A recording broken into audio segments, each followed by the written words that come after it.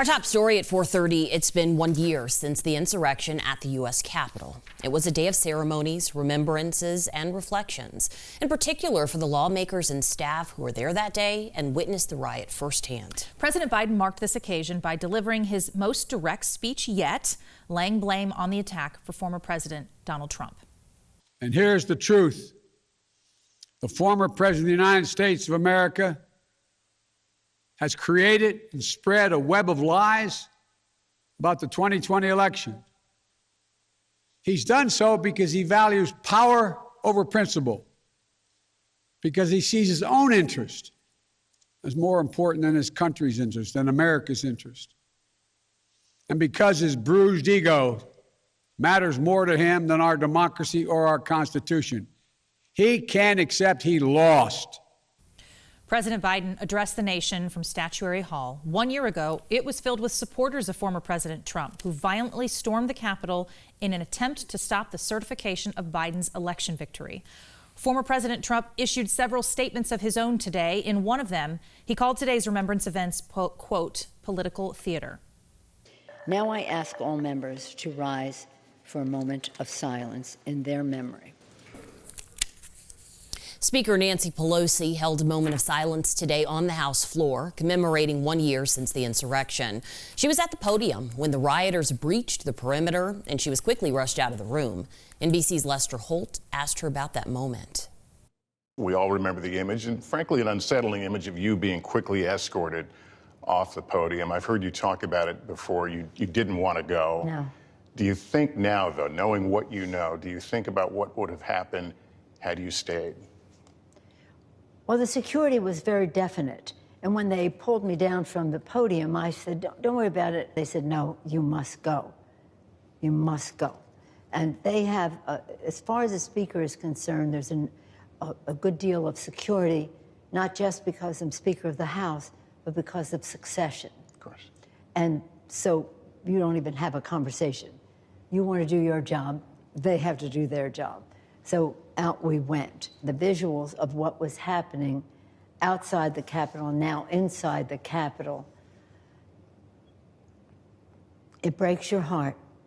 It breaks your heart. It's as if somebody in the White House dropped a bomb on the Congress of the United States.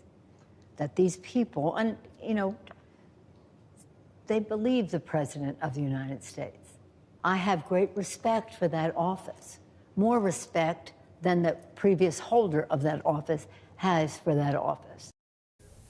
It's been a year, but it's still a tough day to reflect on for many people, especially those lawmakers who were inside the Capitol and the police officers who defended our democracy.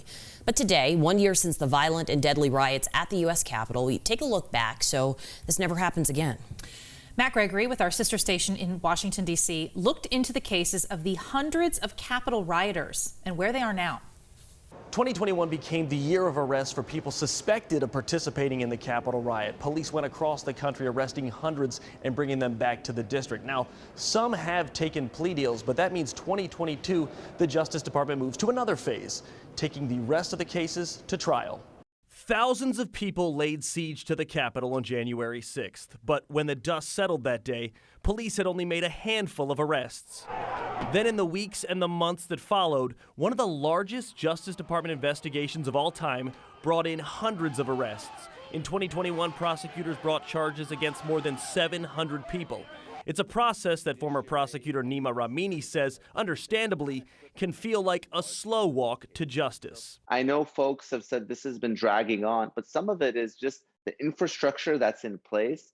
It's not intended to churn out volume like their counterparts in state court. To date, around 725 people have been arrested, 350 of them for committing violent acts. And of that 725, around 165 have already pleaded guilty, which means hundreds still await trial. I expect that the cases that do go to trial, they will be relatively easy convictions for the government, but they will also be a circus because of the folks who are actually on trial. Those trials are scheduled to begin this year, not long after the anniversary of the Capitol breach.